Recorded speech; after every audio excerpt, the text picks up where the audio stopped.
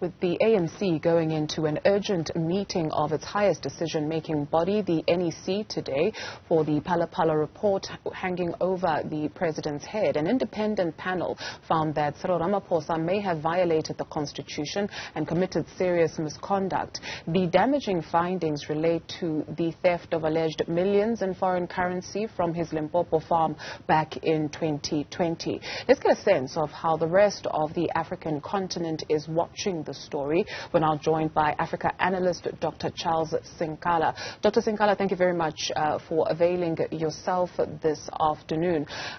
How would you assess the interest in terms of the latest developments in South Africa? Good afternoon to your viewers. Thank you so much once again for having me.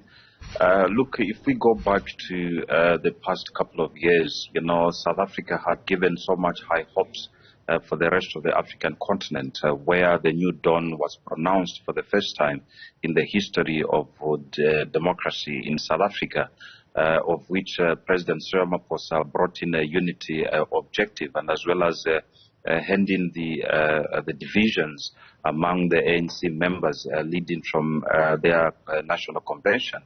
But of course, we passed through the COVID area. But again, we have continued to see the lack of commitment to those vows that were made in the beginning. The set-aside motion, which was adopted by the ANC Section 25 or 27.1.1, clearly also gave hope that we shall see some renewal in the ANC. But again, we can see that it has been fighting itself.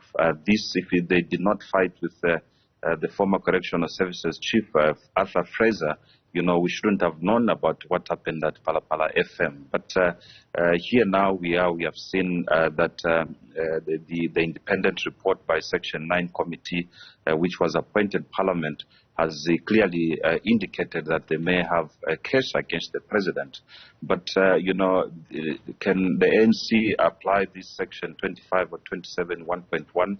It's a completely different scenario where the ANC step aside allows for a candidate or a member for the ANC to be formally charged. Now, the head of state, Cyril Ramaphosa, he cannot be charged. He can only be subjected to Section 89 of the impeachment process by the Parliament. But from the rest of Africa and the international community, this is actually a disgrace, for South Africa, especially that the highest office of the executive president of the Republic of South Africa has been continuously been found with such an incrimination of what happened by his house. And further to that, in law, we usually say that you must remain silent until you are proven guilty by the courts of law or you are formally charged or given an opportunity to explain yourself in court.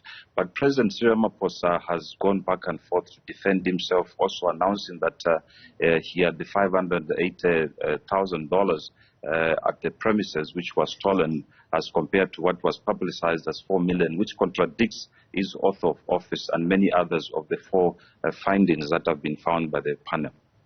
Dr. Sinkala, you cite sectors of the society on the continent, or some sectors, who see this as a disgrace for South Africa. Then there are those sectors who have a positive sentiment directed particularly towards the democratic process of South Africa and the Constitution, in that what we are seeing now is a country that is peaceful. There's, no outbreak of war or the military taking over like we have seen in some other parts of the country. Is there something to be said about that?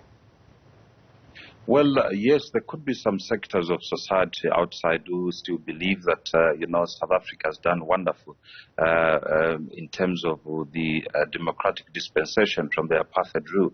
But if you talk about the independence of the judiciary, it is still questionable.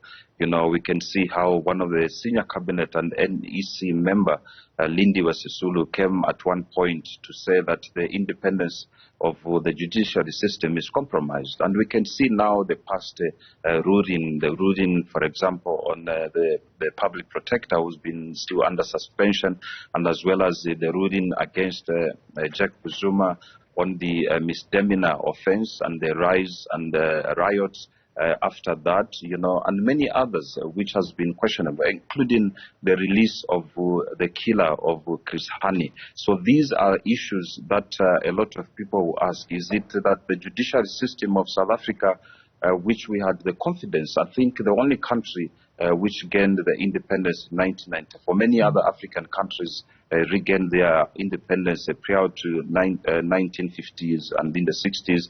But, now we can see that things are a little bit fragile, and it's like a lost hope for most South Africans in particular and the rest of the African continent.